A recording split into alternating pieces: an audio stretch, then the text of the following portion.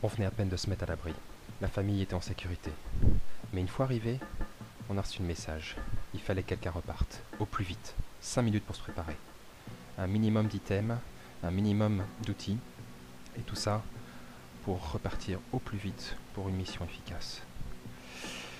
Alors une fois arrivé, on a tout ressorti, histoire de vraiment tout mettre à plat.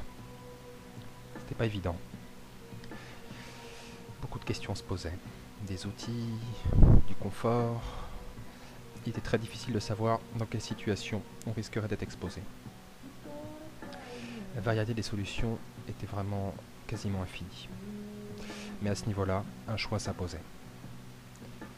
Pour commencer, c'était évident, il fallait des bonnes chaussures, marcher longtemps, dans des conditions parfois difficiles, des Caterpillar, chaussures montantes en cuir, respirantes, idéales pour moi. Ensuite, en termes de vêtements, j'ai pris un jean. J'avais pas grand chose d'autre, tout d'abord, et ensuite ça permettait de rester à peu près discret, bien que ce ne soit pas ce qui est fait de mieux. En termes de sous-couche, j'ai un haut de l'eau, donc une polaire respirante, thermique, absolument fantastique. Et enfin, pour la veste, la Gunfighter de chez Helicon-Tech, absolument superbe aussi, imperméable, chaude, transpirante, respirante. Ensuite, en termes de sous-vêtements, des chaussettes en laine, doublées, ultra confortables, idéales pour la marche. Et en termes de sous-vêtements également, non pas un caleçon ni un slip, mais un collant en laine, histoire d'avoir vraiment bien chaud et de parer à toute éventualité. Ensuite, en termes d'équipement, le premier choix m'est paru évident. Un sac, 35 litres, pour rassembler un maximum d'items et pouvoir également me déplacer en tout confort. Ensuite, j'ai opté pour la lampe. Ma stratégie étant de me déplacer principalement la nuit et de rassembler un maximum, d'explorer un maximum de lieux. La lampe, pour moi, dans les premiers temps, s'avéra absolument indispensable. Ensuite, pour tout ce qui est abri, récolte de l'eau, j'ai choisi de prendre un tarp.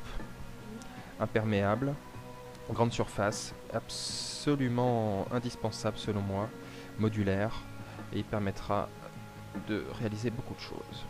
Avec le tarp, bien sûr, de la corde, pour tout ce qui est aménagement d'un abri, mais également toutes les autres petites actions du quotidien ou d'urgence qu'il faudra gérer.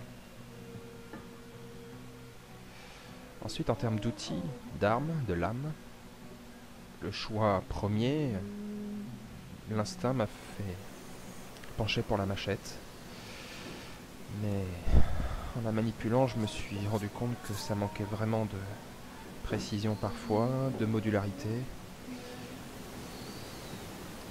J'ai donc bien hésité. Je savais pas quoi faire. J'avais bien d'autres couteaux à disposition. Des jolis, des tactiques, des fixes, solides. À ce niveau-là, j'ai été un petit peu perdu et j'ai dû prendre un peu plus de temps pour réfléchir. Des couteaux tout simples.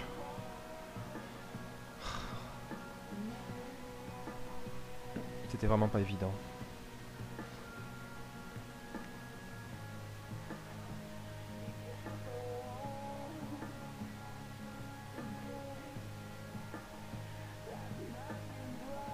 Ce petit flipper pourrait m'occuper pendant bien des journées, bien des longues soirées. Mais non, il n'est pas le temps de jouer. Allons-y, continuons. Tous ces couteaux, finalement, n'apportaient pas grand-chose. La lame fixe, bonne option. Mais bon, on n'était pas tout à fait encore. Donc finalement, ce qui m'est apparu idéal, c'était d'emporter un multitool pour pouvoir scier, couper. Et le plus résistant, le plus solide que j'ai, c'est celui-ci, un de l'armée suisse de chez Wenger. Pas de top qualité, mais ça fait un sacré bout de temps que je l'ai et il m'a jamais fait défaut. Donc on partait là-dessus. Et il était temps d'y aller désormais. Let's go, Oscar Mike.